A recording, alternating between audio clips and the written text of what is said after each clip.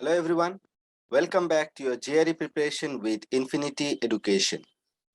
Today in our 23rd class, we will learn about the special function. So now the question is, what is a special function? You can see the special function sometimes look like a star or it's look like a mirror image of a triangle. So what you have to do for those particular special function, it will always be mentioned in the question, because we are not readily accomplished to work with all this special function. Now let's see some of the example. So we can see this is a quantcom question. So I must write down the ABCD first. Now the question is saying, for all positive integer greater than 1, let P star Q be defined as the remainder when P is divided by Q.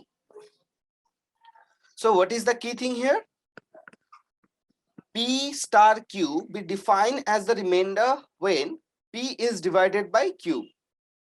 Now, if you look at the quantity A, it is given as 5 star 6. That means I'm looking for the remainder when 5 is divided by 6. Now let's do this. So we can see here the divisor is greater than dividend. So the quotient should be 0 and the remainder should be 5. So I can write quantity A as 5. Now I have to do the quantity B, which is 6 star 5.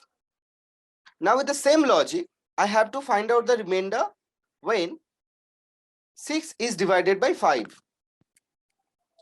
So 6 is divided by 5, we can have 1 in the quotient and 1 in the remainder. So we are getting quantity B as 1. So out of A and B, we can see quantity A is greater.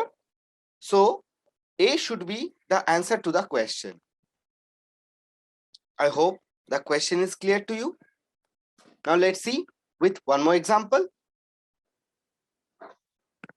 For all positive integer m and n, m mirror triangle n equals to 1 by m plus 1 by n.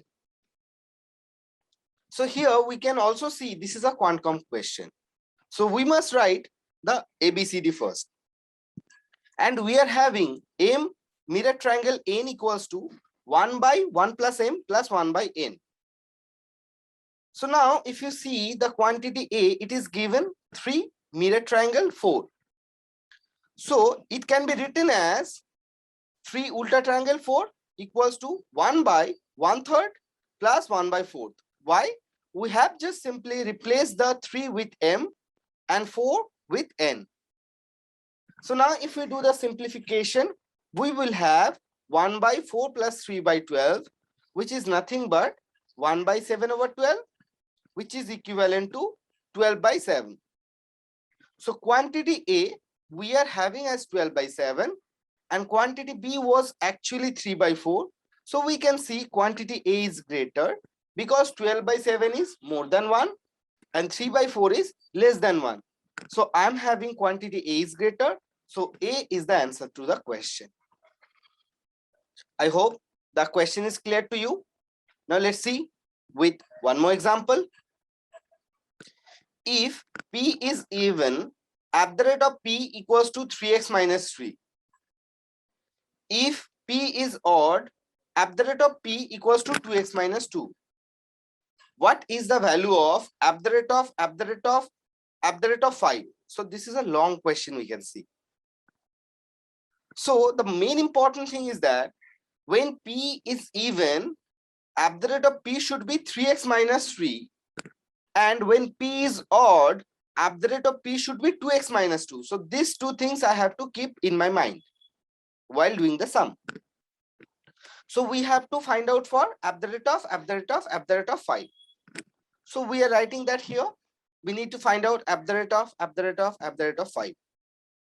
Now, first we have to find out at the rate of 5. Why? Because then only we can replace the at the rate of 5 with a integer number. So as 5 is an odd number, so I will utilize the second equation, that is 2x minus 2. So at the rate of 5 should be 2 into 5 minus 2, which is nothing but 8. So at the rate of 5 can be replaced with at the rate of 8. Now I need to find out the value for at the rate of 8.